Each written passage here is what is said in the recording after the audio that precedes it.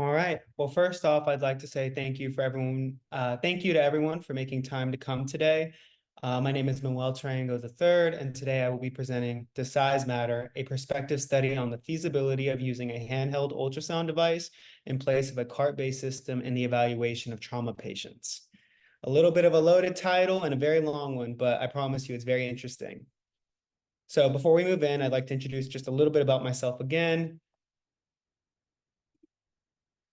I am originally from the Tampa area where I went to Florida State University. I earned the SAS certification, and it was my time as an ER tech that was my first exposure to the emergency room and the emergency department in general. Here, I actually got to see the POCUS devices being used, whether they were cart-based or handheld ultrasounds, and it just amazed me how quickly the doctor would go in, get an image, know what was wrong, and either help the patient or move them off to surgery. So now, as Dr. Staudinger introduced, I'm a first-year medical student at KCU at the KC campus, and I'm still interested in emergency medicine, and that is where my career aspirations lie. Next, I'd like to go ahead and move into the pros and cons of a handheld ultrasound device. I'd like to first establish point-of-care ultrasound, also known as POCUS. It is a bedside ultrasound done to guide the treatment for a patient as well as answer specific questions. It is now becoming more commonly incorporated into residences trainings as well as medical school trainings. Dr. Arntz here at KCU actually gives us a lot of instruction with the Butterfly handheld ultrasound device. And if you are not familiar with the devices, in the background, I've made an image of what a handheld POCUS device would look like. Next, let's go ahead and establish the pros and cons of this device. So starting with the pros, you get immediate feedback with your imaging. Secondly, they are cost efficient. A handheld ultrasound device on average costs around $7,000 USD, while the typical cart-based ultrasound will usually run around $88,000. This increases the likelihood that each trauma bay and room in the ED could have a portable handheld ultrasound device and not have to rely on sharing a few carts in between the whole department. Next, they are portable and space efficient. They could easily be tucked away into a white coat or into storage in any room.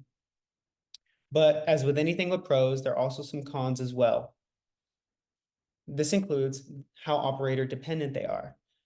If an operator is not comfortable with the technology, it impedes their image quality and then therefore would not be able to be easily incorporated into the flow of an ED. This then poses one of the biggest questions of whether we are sacrificing image quality for a lower price point and whether the handheld model can be trusted to make medical decisions. So let's go ahead and move into the objectives of the study, starting first with the purpose of evaluating the agreement between the handheld ultrasound device findings of a fast scan to those of a cart-based ultrasound and CT findings. Secondary aims of the studies included evaluation of the image quality compared to that of a cart-based ultrasound, the time taken for a fast examination, position preference, and perceived adequacy of the image to make a medical decision. Next, I'd like to go ahead and explain exactly what a fast scan is. A fast scan stands for a focused assessment with sonography and trauma. The purpose is to identify free intraperitoneal or free pericardial fluid in trauma patients.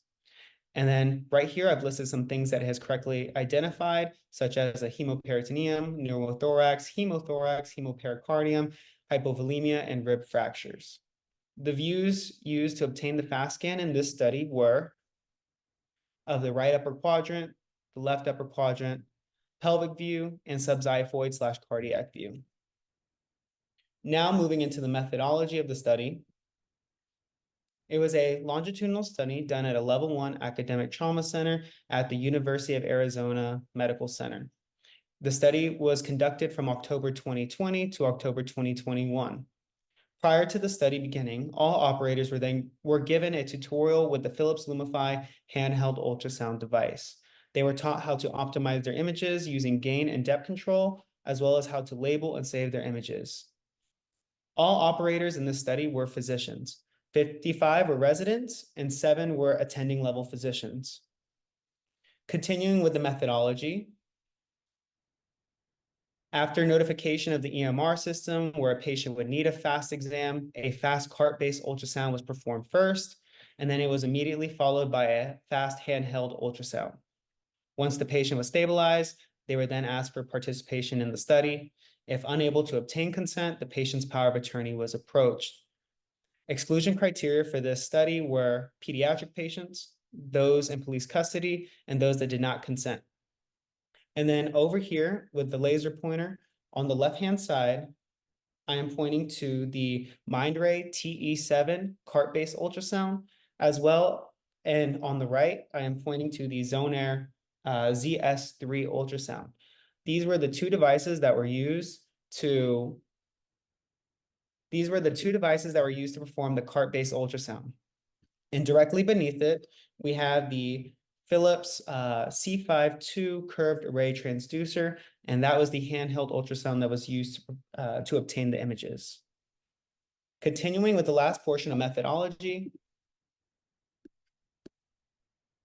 operators were then asked to fill out a questionnaire, and they were asked to what extent they agreed if the images obtained by a handheld device were adequate for making medical decisions, as well as their experience with the handheld device, the ease of use with the device, and their preference among the modalities.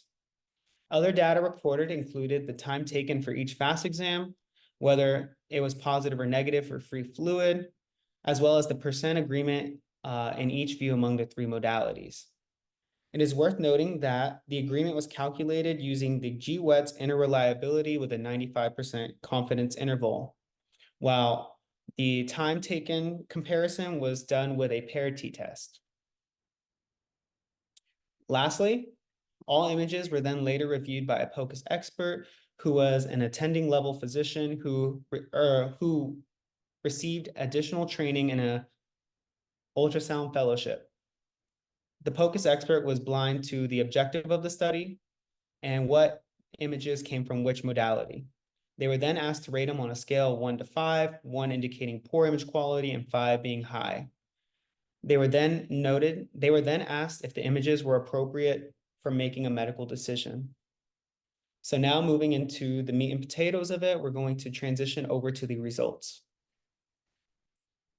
In total, there were 62 patients that did consent to participating in the study. 41 were men, 21 were women. 51 of the patients had blunt trauma and 11 had penetrating trauma. So over here in table 2, it shows that the highest agreement between the modalities was between the cart-based and the handheld device at 97.6% with a pretty good confidence interval, while the lowest was between the handheld device and the CT findings. But even then, it's worth noting that it was at 86.4% agreement. And then table 1 just shows the raw results of the FAST exam, whether they were positive or negative. And notably, there were 3 patients discluded from receiving a CT, whether they didn't need it or something else had happened and surgery intervened beforehand. Continuing with the results, table 3 shows the image ratings of the different views used between the handheld and cart-based ultrasound. Here we can see that there are no images that were rated as a 1 of poor quality, while a majority of the images fall between the 3 to 5 range, showing that they were able to make out structures and feel pretty good about the quality. It's also worth noting that in terms of 100% agreement, the lowest views were of the right upper quadrant with a 45.2% agreement between the modalities as well, and a pelvic view that had a 39.4% complete agreement between the modalities. Continuing with the results again, table 4 shows the agreement between the reviewers and operators on the adequacy of making medical decisions based off the images. Here we can see that the expert reviewer who received additional POCUS training and a fellowship had no images that they said were unable to be used to make a medical decision, while the operators, primarily consisting of residents, said that there were 2. But overall, their agreement between the reviewer and the operators were at 51.78%. So continuing with the results again, Table 5 shows the operator's perceptions on using a handheld device compared with a cart-based system. Grossly, we can see that in the no column, there were most physicians agreed that there was no difficulty with using it, but notably 11.3% did report difficulty in the cardiac/xiphoid view. And on to the last portion of the results.